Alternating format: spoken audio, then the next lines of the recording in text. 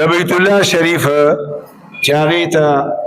کعبه وایي قبله ورته وایي ما تاسو ته مخکې څو ځله دا خبره کړې ده چې یو کعبه ده او یو قبله ده یو څه شی ده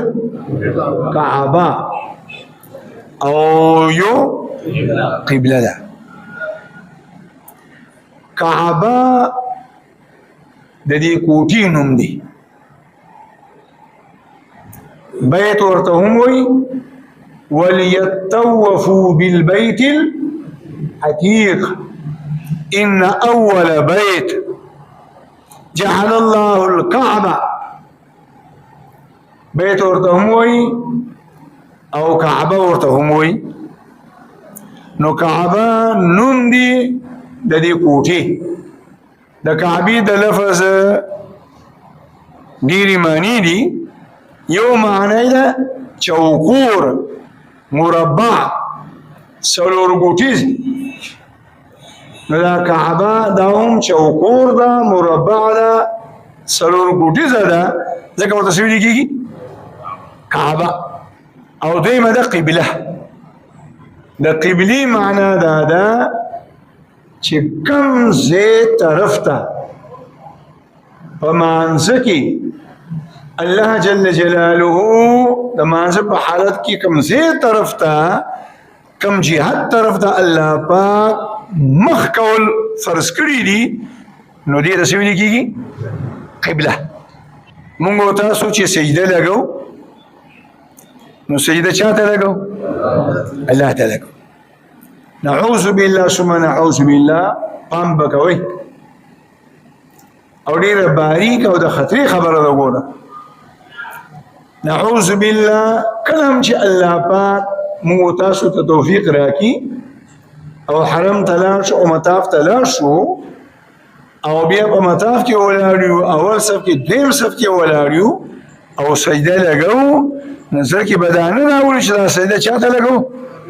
یا کوټې ته لګو سجده چاته لګو الله ته لګو خدا کوټه چې په کوم ځای کې آباد جوړه ده د الله حکم نانی چې د موږ هر رکن شي ادا کې تکبیر تحریمه وایي مخ به دې اړخ دی قیام کې مخ به دې اړخ دی رکوع کې رخ به دې اړخ دی قیل ناسی رخ به دې اړخ دی او که په سجده کې رخ به دې اړخ دی نو قبله دې ته وایي اوس که په دې نه پوهېږي نو مسله دا ده که اوس د سعودي بادشاه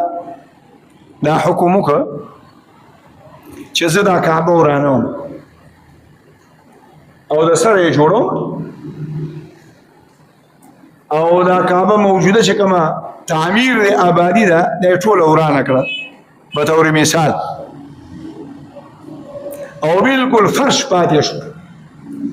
مونږ تاسو به منځونه کوو که نه به او مخ به هم چېرته وي همدې طرف دی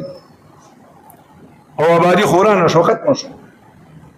نو معلومه دا شو چې قبله دا کوټه نه ده قبله دغه اړخ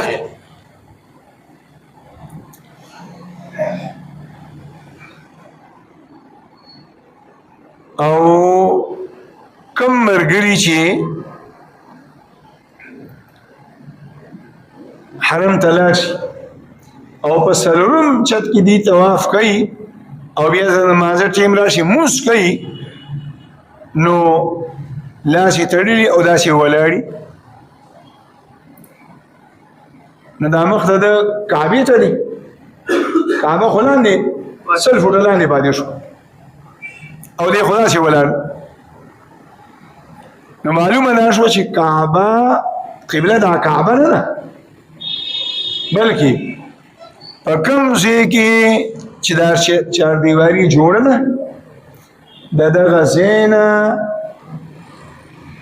د الله د عرشه پورې دا ټوله قبله ده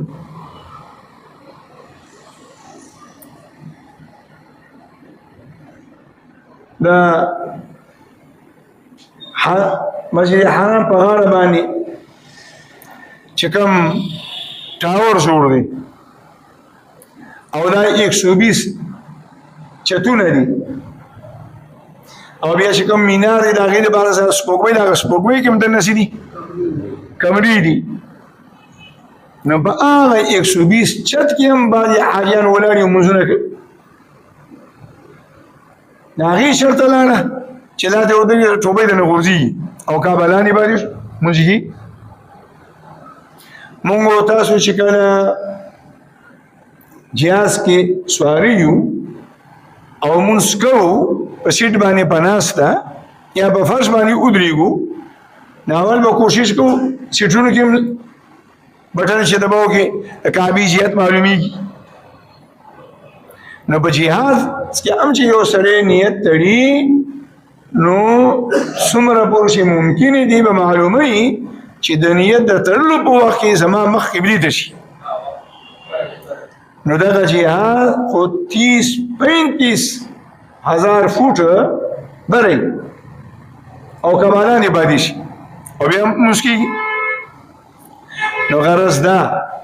چې کعبه د آبادۍ او د کوټې نوم دی او قبله د دغه ځای نوم